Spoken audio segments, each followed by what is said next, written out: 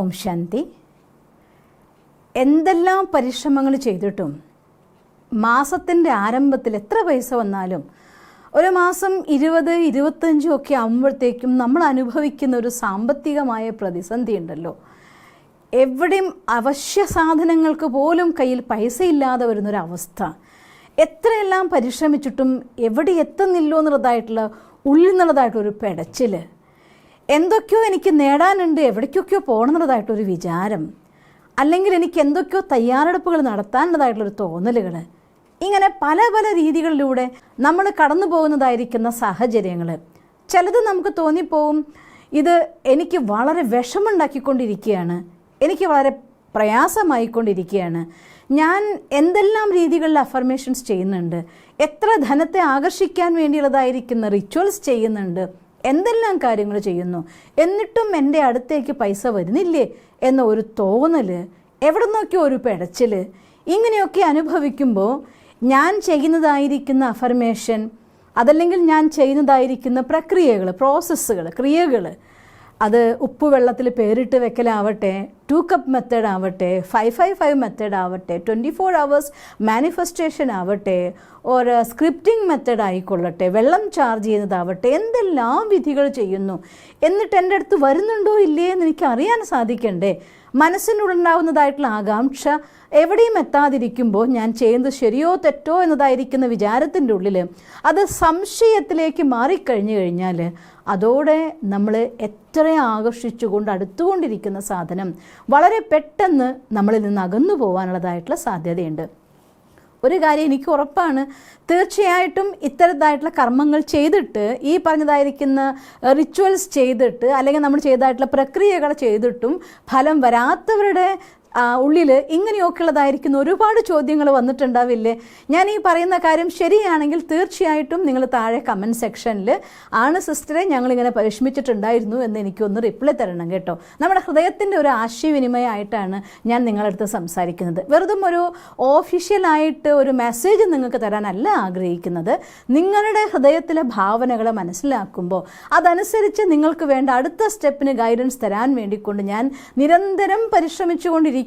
അതുകൊണ്ട് തന്നെ എനിക്ക് ആഗ്രഹമുണ്ട് നിങ്ങളുടെ ഈ പറയുന്ന കാര്യങ്ങളിൽ നിങ്ങളുടെ അവസ്ഥ ഉണ്ടായിരുന്നോ എന്നറിയാൻ. അപ്പോൾ തീർച്ചയായിട്ടും നിങ്ങൾ ഏത് സിറ്റിയിൽ നിന്നാണ് ഇത് കാണുന്നത്, നിങ്ങളുടെ അവസ്ഥ ഇതിൽ അനുയോജ്യമാണ് എങ്കിൽ യെസ് എനിക്കും ഉണ്ടായിരുന്നു ഇങ്ങനെ എന്ന് നിങ്ങൾ എഴുതണം. ഇതിൻ്റെ അവസാനമാകുമ്പോഴത്തേക്കും അതിനെല്ലാം ഉള്ള ഒരു സൊല്യൂഷനുമായിട്ടാണ് ഞാൻ നിങ്ങളുടെ അടുത്ത് വന്നിരിക്കുന്നത്. അപ്പോൾ എൻ്റെ അടുത്തേക്ക് ഈ കാര്യം, നമ്മളിപ്പോൾ ഒരാളുടെ അടുത്ത് ഒരാൾ വരാനുള്ള യാത്ര വിളിച്ചു, രാജസ്ഥാനിൽ നിന്ന് കേരളത്തിലേക്കുള്ള യാത്ര പുറപ്പെട്ടുവെങ്കിൽ ആദ്യത്തെ സ്റ്റേഷൻ കഴിഞ്ഞ് പാലൻപൂർ കഴിയുമ്പോൾ നമ്മൾ പറയും 1 മണിക്കൂർ ഇങ്ങോട്ട് പോകുന്നു കേട്ടോ എന്നറിയാം. അഹമ്മദാബാദ് എത്തിക്കഴിയുമ്പോൾ നിങ്ങൾ എവിടെ എത്തിയെന്ന് ഫോൺ ചെയ്യുന്നു, ഞാൻ അഹമ്മദാബാദ് എത്തിയെന്ന് നമുക്ക് മെസ്സേജ് കേൾക്കുമ്പോൾ ഓക്കെ അഹമ്മദാബാദ് എത്തി, സൂറത്ത് എത്തി, ഓർ ദെൻ ധാർവാഡ് എത്തി. ഇങ്ങനെ ഓരോരോ സ്റ്റേഷൻ കഴിഞ്ഞ് ഇങ്ങോട്ട് വന്നുകൊണ്ടിരിക്കുമ്പോൾ ഇന്ന സ്ഥലത്ത് എത്തി എന്നുള്ളതായിട്ട് ഇൻഫോർമേഷൻ നമുക്കുണ്ട്. അപ്പോൾ നമുക്ക് സന്തോഷത്തെ വർദ്ധിപ്പിക്കാൻ സാധിക്കും. പക്ഷെ ധനം നമ്മുടെ അടുത്തേക്ക് വരുന്നു എന്ന്, അത് ഏത് സ്റ്റേഷനിൽ എത്തി എന്ന് നമുക്ക് അറിഞ്ഞില്ലെങ്കിൽ മനസ്സിൽ ആശങ്കയായി പോവില്ലേ? അതുകൊണ്ടാണ് ഇന്ന് നിങ്ങൾക്ക് വേണ്ടി ഈ ഒരു വീഡിയോ ഞാൻ ചെയ്തു തരണമെന്ന് ആഗ്രഹിക്കുന്നത്. അതിൽ ഒന്നാമത്തെ കാര്യം എന്താണെന്നറിയോ? ഒന്നാമത്തെ ലക്ഷണം, ഒരു കാര്യം മനസ്സിലാക്കണം. ഞാൻ എല്ലാ വീഡിയോയിലും പറയാറുള്ള കാര്യം ഇന്നും നിങ്ങളോട് ഒരിക്കൽ കൂടി ആവർത്തിക്കുകയാണ്. നമ്മൾ ആഗ്രഹിക്കുന്നതല്ല നമ്മുടെ അടുത്തേക്ക് ആകർഷിക്കപ്പെടുന്നത്, നമ്മൾ എന്താണോ അതാണ് നമ്മളിലേക്ക് ആകർഷിക്കപ്പെടുക. ഒരിക്കൽ കൂടെ പറയട്ടെ, നമ്മൾ എന്താ ആഗ്രഹിക്കുന്നു എന്നുള്ളതല്ല, നമ്മൾ എന്താണോ അതാണ് നമ്മളിലേക്ക് ആകർഷിക്കപ്പെടുന്നത്. തിരിച്ച് ചോദ്യം വരും, ആഗ്രഹിക്കുന്നതല്ല ആണോ എന്നതാണോ? യെസ്, നമ്മൾ വായ കൊണ്ടോ മനസ്സുകൊണ്ടോ ബോധ മനസ്സുകൊണ്ടോ ഇന്നത് വേണം വേണമെന്ന് വിചാരിക്കുമ്പോൾ അതിനെ പറയുന്നത് ആഗ്രഹം. മറ്റൊന്ന് എന്താണ് ഞാൻ എന്ന് നിങ്ങൾ വിശ്വസിക്കുന്നു, നിങ്ങളുടെ ബിലീഫ് സിസ്റ്റം നിങ്ങൾ മാനിക്കുന്നു, അതാണ് നിങ്ങൾ. എന്താണ് ഞാൻ അതാണ് എന്നിലേക്ക് ആകർഷിക്കപ്പെടുന്നത്, എന്താഗ്രഹിക്കുന്നു എന്നുള്ളതല്ല. ഇത് 2 തലങ്ങളുടെ വ്യത്യാസമാണ്. ബോധ ഉപബോധ മനസ്സുകളുടെ പ്രവർത്തനങ്ങൾ തമ്മിലുള്ള വ്യത്യാസം കൊണ്ടാണ് ഇത് ഉണ്ടാവുന്നത്. അപ്പോൾ ഒരു കാര്യം തീർച്ചയായും നമ്മൾ മനസ്സിലാക്കിയിരിക്കേണ്ടത്, നമ്മുടെ ഉള്ളിലാണ് പ്രവർത്തിക്കേണ്ടത്, പുറത്തല്ല പ്രവർത്തിക്കേണ്ടത്. ഓരോ ദിവസം കഴിയും തോറും നമ്മുടെ ഉള്ളിൽ നിന്ന് ആ ഒരു മാറ്റം നമുക്ക് ഫീൽ ചെയ്യാൻ തുടങ്ങും.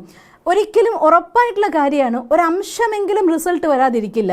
ഫോർ എക്സാമ്പിൾ, ഞാൻ ഇന്ന് 5 ലക്ഷം രൂപയാണ് മാനിഫെസ്റ്റ് ചെയ്യാൻ ആഗ്രഹിച്ചതെങ്കിൽ ഒരു 5000 രൂപ കയ്യിൽ വരുമ്പോൾ 5000 രൂപ 5 ലക്ഷം രൂപ ഞാൻ മാനിഫെസ്റ്റ് ചെയ്തിട്ട് 5000 രൂപയല്ലേ വന്നുള്ളൂ എന്ന് നിരാശപ്പെടരുത്. ബട്ട് സ്റ്റിൽ 5000 രൂപയും 5 ലക്ഷം രൂപയും ഈ പ്രപഞ്ചത്തെ സംബന്ധിച്ചിടത്തോളം ഈക്വൽ എമൗണ്ട്സ് ആണ്. പക്ഷേ ഡിഫറൻസ് എൻ്റെ ഉള്ളിൽ നിന്ന് പുറപ്പെട്ടതായിരിക്കുന്ന പ്രകമ്പനങ്ങൾക്ക് ഉള്ളതായിരിക്കുന്ന ക്വാളിഫിക്കേഷൻ അനുസരിച്ച് എനിക്ക് 5000 രൂപയ്ക്ക് യോഗ്യതയായിട്ടുള്ളൂ. അതുകൊണ്ടാണ് 5 ലക്ഷത്തിന് പകരം 5000 വരുന്നത്. അതുകൊണ്ട് പ്രവർത്തിക്കേണ്ടത് പുറത്തല്ല, അകത്താണ്.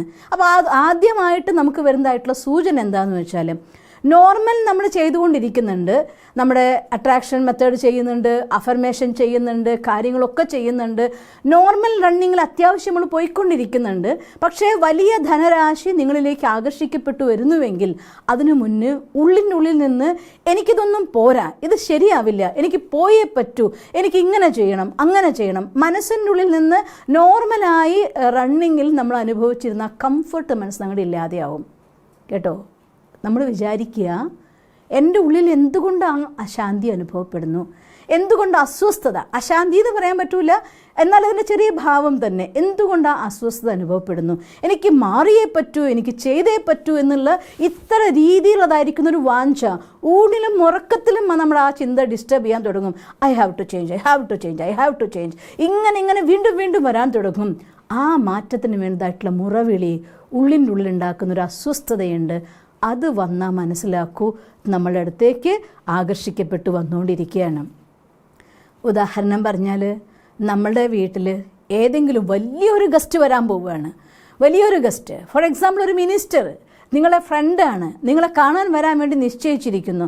ഞാൻ എന്തായാലും കോഴിക്കോട്ടേക്ക് വരണ്ടല്ലോ, അപ്പോൾ ഒന്ന് സെൻറ്റർ വരെ വരണ്ട കേട്ടോ എന്ന് പറയുകയാണെങ്കിൽ, അല്ലെങ്കിൽ നിങ്ങളുടെ വീട് വരെ വരണ്ട കേട്ടോ എന്ന് പറയുകയാണെങ്കിൽ, ഫസ്റ്റ് സ്റ്റെപ്പ് എന്താ ചെയ്യുക? നമ്മൾ മിനിസ്റ്ററാണ് വരുന്നത്, വിസിറ്റിംഗ് റൂമിലെ സോഫാമേ വിരിച്ച തുണി അവിടെ എവിടെയും കിടക്കുന്നുണ്ടോ, ആരെങ്കിലും ഇരുന്നിട്ടൊക്കെ ചൊടിഞ്ഞു കിടക്കുകയാണോ, അവിടെ എവിടെയെങ്കിലും പൊടിയുണ്ടോ, നമ്മുടെ സാധനങ്ങളൊക്കെ കൃത്യമാക്കി വെച്ചിട്ടില്ലേ, നമ്മുടെ വീടൊരു ഷോക്കേസ് പോലെയല്ലേ, ഒക്കെ നോക്കുമല്ലോ.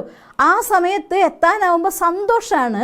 അറ്റ് ദ സെയിം ടൈം നമ്മൾ ആ വരുന്ന ഗസ്റ്റിനെ റിസീവ് ചെയ്യാൻ വിധം നമ്മുടെ ഉള്ളിൻ്റെ ഉള്ളിലാവുന്ന ഒരു ചെറിയ അസ്വസ്ഥത എന്ന് പറയാൻ പറ്റുമോ അതിനെ? ഇല്ല. ബട്ട് സ്റ്റിൽ അത് നമ്മുടെ മനസ്സിലുണ്ടാകുന്നതായിരിക്കുന്ന ഒരു എക്സൈറ്റ്മെൻറ്റ്, ആ ഫീലിംഗ് വരുന്നുവെങ്കിൽ മനസ്സിലാക്കുക, നിങ്ങളുടെ അടുത്തേക്ക് ധനം ഒഴുകി വരാൻ തുടങ്ങിയിരിക്കുന്നതിൻ്റെ ഫസ്റ്റ് സൂചനയാണ് നമ്മൾ കാണുന്നത്.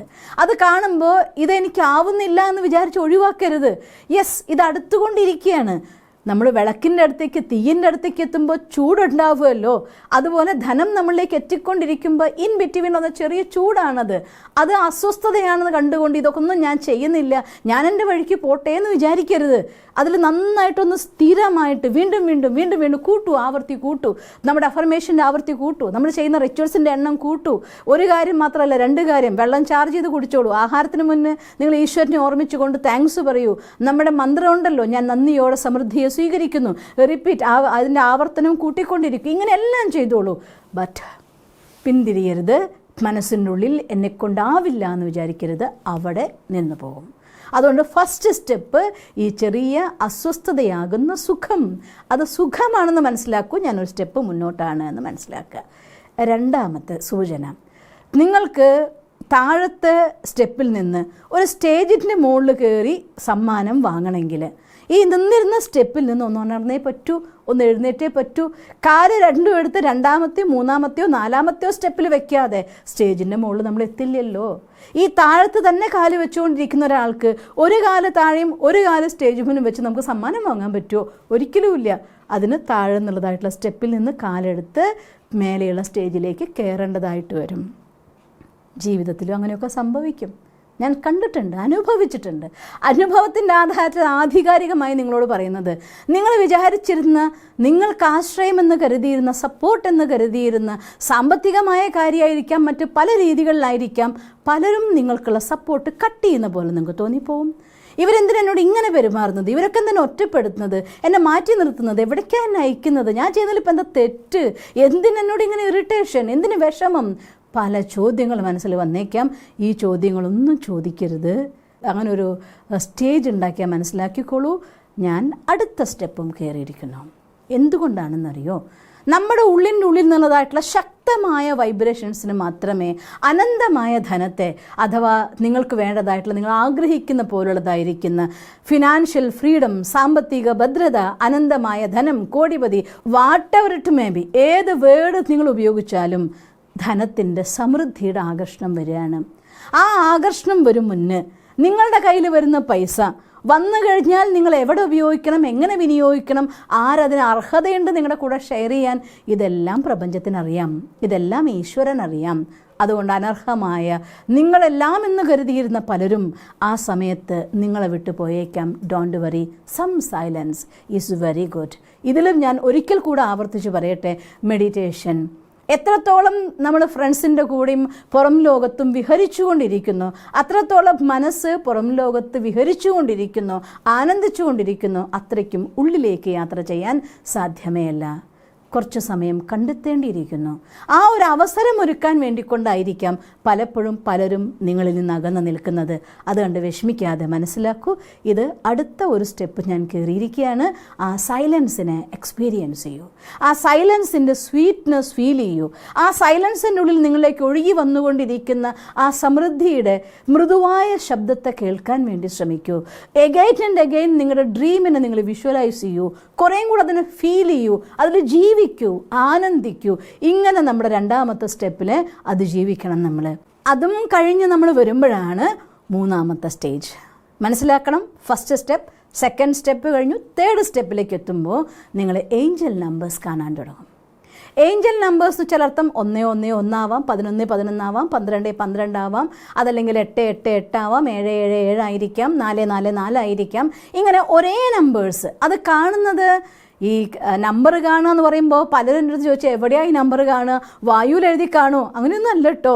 ഇത് സിമ്പിളായിട്ട് നിങ്ങളൊരു പക്ഷേ വണ്ടിയിൽ പോയിക്കൊണ്ടിരിക്കുമ്പോൾ മുന്നിലത്തെ നമ്പർ നമ്മൾ കാണുന്നു, 666, 366 കാണുന്നു, അല്ലെങ്കിൽ 444 കാണുന്നു, 777 കാണുന്നു, 88 കാണുന്നു. ചിലപ്പോൾ നമുക്ക് ഏതെങ്കിലും മെസ്സേജ് വരുന്നതായിരിക്കാം, അതിൽ നമുക്ക് കാണാം 888. ചിലപ്പോൾ മെസ്സേജ് വന്ന ടൈം ആയിരിക്കാം 11:11, അറിയാതെ വാച്ചിൽ നോക്കിയായിരിക്കാം 11:11 സമയം. ഇങ്ങനെയുള്ളതായിരിക്കുന്ന ഒരേ സിമിലർ ആയിരിക്കുന്ന നമ്പേഴ്സ് കാണുമ്പോൾ മനസ്സിലാക്കണം, ഓക്കെ, ഇത് ഞാൻ എൻ്റെ ഓരോ നമ്പറിനും ഓരോ ലക്ഷ്യമുണ്ട്. എനിവേ എൻ്റെ പരിശ്രമവും യൂണിവേഴ്സിൻ്റെ വൈബ്രേഷനും രണ്ടും തമ്മിൽ മാച്ചിങ്ങിലാവുമ്പോഴാണ് നമ്മൾ ഈ രീതിയിലുള്ളതായിട്ടുള്ള നമ്പർ കാണുന്നത്. 888 നമ്പർ കാണുന്നുവെങ്കിൽ ഒരു കാര്യം വളരെ അടുത്തെത്തിയിരിക്കുന്നു, നിങ്ങളുടെ ഡ്രീം. കാരണം 8 എന്നുള്ളതായിട്ടുള്ള നമ്പർ ഇങ്ങനെയല്ലേ നമ്മൾ എഴുതുന്നത്. അതിന് വേറൊരു വശം ഒന്ന് ചെരിച്ച് കെടുത്തിയിട്ട് നോക്കിയേ, അതിൽ ഇൻഫിനിറ്റി സൈനാണ് നമ്മൾ പറയുന്നത്, അനന്തതയുടെ ചിഹ്നമായിട്ട് നമ്മൾ പറയുന്നത്. അതായത് അർത്ഥം 888 മീൻസ് അത് ഇൻഫിനിറ്റിയാണ്. അനന്തമായിരിക്കുന്ന ധനം, എണ്ണിയാൽ തീരാത്തത്ര ധനം, അഥവാ നിങ്ങളുടെ സ്വപ്നത്തിൻ്റെ പല മടങ്ങ് ഇരട്ടിയുള്ളതായിരിക്കുന്ന ഒരു ധനസമ്പത്ത് നിങ്ങളിലേക്ക് ഒഴുകി വരുന്നു എന്നതിൻ്റെ തെളിവാണ് 888 നിങ്ങൾ കണ്ടുകൊണ്ടേയിരിക്കുക എന്ന് വെച്ചാൽ അർത്ഥം. അതുകൊണ്ട് അത് കാണുമ്പോൾ ഹൃദയം നിറഞ്ഞ് അത് കണ്ടു, ഓക്കെ, 8 കണ്ടു വരുന്നതല്ല, ആ സെക്കൻഡിൽ നമുക്ക് ചെയ്യാനൊരു പ്രോസസ്സുണ്ട്. 8 എന്ന് കാണുന്ന അടുത്ത നിമിഷം നമ്മൾ പ്രപഞ്ചത്തോട് നന്ദി പറയണം. ഇത്ര അടുത്തെത്തിപ്പോയാൽ എൻ്റെ dream, I am really happy, thank you Bhagavan, thank you God, thank you Ishwara. ഞാനാണെങ്കിൽ പറയും താങ്ക് യു എൻ്റെ ബാബ എന്ന് പറയും, എൻ്റെ അച്ഛൻ പരമാത്മ ഭഗവാൻ. ഈശ്വരനോട് ഹൃദയം നിറഞ്ഞ് നന്ദി പറഞ്ഞുകൊണ്ട് എൻ്റെ ഹൃദയം തുള്ളിച്ചാടുന്ന ആനന്ദം ഞാൻ അനുഭവിക്കും. ഈ പ്രപഞ്ചത്തോട് നന്ദി പറയും, അതിന് കാരണക്കാരാവുന്നവരോട് നന്ദി പറയും. ഇങ്ങനൊരു അവസ്ഥയിലേക്ക് എന്നെ കൊണ്ടെത്തിക്കാൻ വേണ്ടി സഹായിച്ച, ഞാൻ പഠിച്ച വീഡിയോ ആവട്ടെ, ബുക്സ് ആവട്ടെ, എല്ലാവരോടും നന്ദി പറയും. ഹൃദയം നന്ദി കൊണ്ട് നിറഞ്ഞൊഴുകുന്നൊരവസ്ഥ ഫീൽ ചെയ്യണം. വളരെ വേഗം നമ്മളിലേക്ക് അട്രാക്ട് ചെയ്ത് കൊണ്ടുവരും. മറ്റൊന്ന്, നിങ്ങൾ 777 ആണ് കാണുന്നു വിചാരിക്കൂ. 777 എന്നത് സ്പിരിച്വൽ നമ്പറാണ്. നിങ്ങളുടെ ഉള്ളിലേക്ക് അവേക്കനിങ്, നിങ്ങൾ കണ്ടിട്ടില്ലേ ഗീതാ സപ്താഹം, രമാകുമാരിസിൻ്റെ രാജയോഗ മെഡിറ്റേഷൻ കോഴ്സ് 7 ദിവസം. 7 എന്ന നമ്പർ അത്യധികം ആധ്യാത്മികമായിരിക്കുന്ന ഉണർവുകൾ ജനിപ്പിക്കുന്ന നമ്പറാണ്. എന്ന് വെച്ചാൽ അർത്ഥം നിങ്ങൾ അടുത്താണ്, ക്ലോസ് ആണ്, ബട്ട് സം സ്പിരിച്വൽ എക്സ്പീരിയൻസ്. നിങ്ങളുടെ ഉള്ളിലേക്ക് കുറച്ചും കൂടെ ആഴത്തിൽ പോകേണ്ടിയിരിക്കുന്നു, നമ്മളെ കുറച്ചും കൂടെ എനർജൈസ് ചെയ്യേണ്ടിയിരിക്കുന്നു, നമ്മളെ കുറച്ചും കൂടെ പവർഫുൾ ആക്കേണ്ടിയിരിക്കുന്നു. ആ സുപ്രീം പവർ ആയിക്കൊണ്ട് കണക്റ്റഡ് ആവേണ്ടിയിരിക്കുന്നു, കുറച്ചും കൂടെ പ്രപഞ്ചത്തിലേക്ക് പോസിറ്റീവ് വൈബ്സ് സെൻഡ് ചെയ്യേണ്ടിയിരിക്കുന്നു. ദ മെസ്സേജ് ഈ 777. 444 ആണ് കാണുന്നതെങ്കിലോ ഉറപ്പായിട്ടും 444 എന്നുള്ളതായിട്ടുള്ള നമ്പർ നമ്മളെടുത്ത് പറയുകയാണ്, യു ആർ സ്പിരിച്വലി സേവ്ഡ്. ആധ്യാത്മികമായിട്ട് പ്രോപ്പർ വേലാണ് നിങ്ങൾ പോയിക്കൊണ്ടിരിക്കുന്നത്. ധനം എന്ന് പറയുന്നത് ഊർജ്ജമാണല്ലോ. ആ ഊർജ്ജം എന്ന് പറയുന്നത് പോസിറ്റീവാണ്. നെഗറ്റീവ് എനർജി ആയിട്ട് ഒരിക്കലും ധനം വരാറില്ല. ധനം എന്ന് പറയുന്നത് പോസിറ്റീവ് എനർജിയാണ്. ലോഭികളായ മനുഷ്യന്മാർ ധനത്തെ തെറ്റായി ഉപയോഗിക്കുന്നുണ്ടാവാം. അത് ആ ധനത്തിൻ്റെ കുറ്റമല്ല, ഉപയോഗിക്കുന്ന വ്യക്തിയുടെ കുറ്റമാണ്. അധികം വൈകാതെ ആ പോസിറ്റീവ് എനർജി അവരിൽ നിന്ന് ഒഴുകി മാറുകയും ചെയ്യും. അതുകൊണ്ട് നിങ്ങൾ പ്രോപ്പർ വേല് സ്പിരിച്വലായി നമ്മുടെ ഉള്ളിൽ ചാർജ് ചെയ്തുകൊണ്ട് ആ പോസിറ്റീവ് എനർജിയെ നിങ്ങൾ അട്രാക്റ്റ് ചെയ്യാനുള്ള പാത്ത് നിങ്ങൾ ചെയ്തുകൊണ്ടിരിക്കുന്നത് ഈസ് കറക്റ്റ് എന്ന മെസ്സേജ് തരികയാണ് നമുക്ക്. 444 ആണ് കാണുന്നതെങ്കിൽ. ഇനി 111 ആണ് കാണുന്നതെങ്കിലോ, നിങ്ങൾ തുടക്കത്തിൻ്റെ ഫസ്റ്റോ സെക്കൻഡോ സ്റ്റെപ്പിൽ എത്തിയിട്ടുള്ളൂ. നിങ്ങളുടെ കാര്യത്തിൽ ഇനിയും ഊർജ്ജം ഡെപ്പോസിറ്റ് ചെയ്യൂ. നിങ്ങളുടെ യാത്രയിൽ ഒരുപാട് ഊർജ്ജം നിങ്ങൾക്ക് ഇനിയും ഡെപ്പോസിറ്റ് ചെയ്യണം. മനസ്സിലാക്കണം, യെസ് ഞാൻ അടുത്തെത്തിയിട്ടുണ്ട്, എൻ്റെ യാത്ര കൃത്യമാണ്, പക്ഷെ തുടക്കത്തിൽ നിന്ന് മുന്നോട്ട് പോയിട്ടില്ല. കുറേയും കൂടെ പുതിയ പുതിയ രീതികളിലൂടെ എനിക്ക് എന്തെല്ലാം ആകുന്നു ആ രീതികളിലൂടെയൊക്കെ എൻ്റെ വഴിയെ കുറേയും കൂടി അട്രാക്റ്റ് ചെയ്യണം എന്ന് കാണിച്ചു തരികയാണ്. ഇത്തരത്തിൽ ഏത് ഏഞ്ചൽ നമ്പർ കാണുമ്പോഴും എന്ന് കരുതി 111 ഞാൻ തുടങ്ങിയിട്ടേ ഉള്ളൂ എന്ന് വിചാരിക്കരുത്. നിങ്ങൾ തുടങ്ങിയെന്ന് വെച്ചാൽ ജസ്റ്റ് തുടക്കം എന്നല്ല പറഞ്ഞതിൻ്റെ അർത്ഥം.